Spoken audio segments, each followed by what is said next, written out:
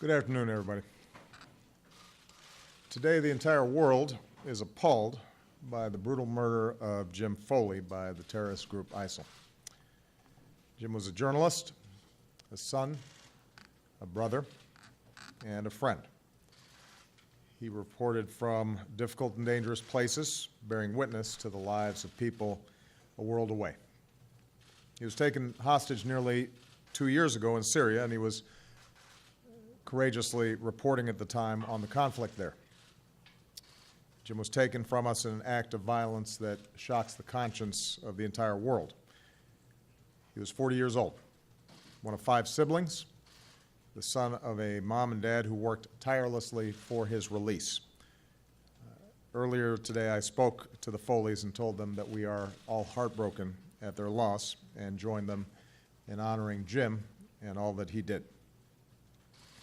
Now, Jim Foley's life stands in stark contrast to his killers. Let's be clear about ISIL. They have rampaged across cities and villages, killing innocent, unarmed civilians in cowardly acts of violence. They abduct women and children and subject them to torture and rape and slavery. They have murdered Muslims, both Sunni and Shia, by the thousands. They target Christians and religious minorities, driving them from their homes, murdering them when they can, for no other reason than they practice a different religion. They declare their ambition to commit genocide against an ancient people. So ISIL speaks for no religion. Their victims are overwhelmingly Muslim, and no faith teaches people to massacre innocents. No just God would stand for what they did yesterday and what they do every single day. ISIL has no ideology of any value to human beings.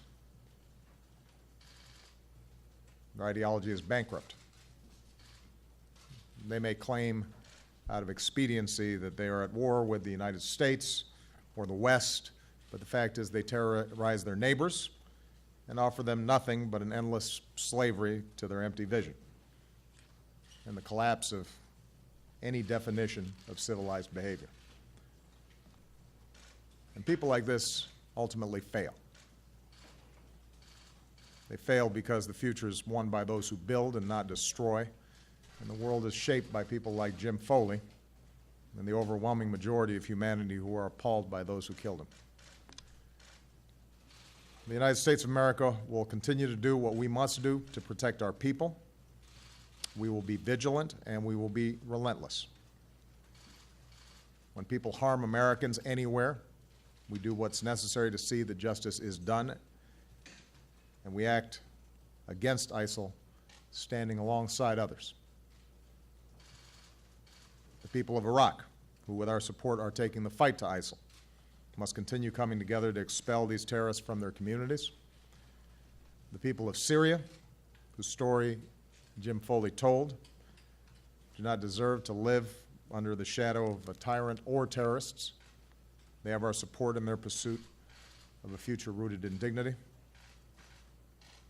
From governments and peoples across the Middle East, there has to be a common effort to extract this cancer so that it does not spread. There has to be a clear rejection of these kind of nihilistic ideologies. One thing we can all agree on is that a group like ISIL has no place in the 21st century. Friends and allies around the world, we share a common security and a common set of values that are rooted in the opposite of what we saw yesterday. And we will continue to confront this hateful terrorism and replace it with a sense of hope and civility. That's what Jim Foley stood for. A man who lived his work, who courageously told the stories of his fellow human beings, and who was liked and loved by friends and family. Today, the American people will all say a prayer for those who love Jim. All of us feel the ache of his absence. All of us mourn his loss.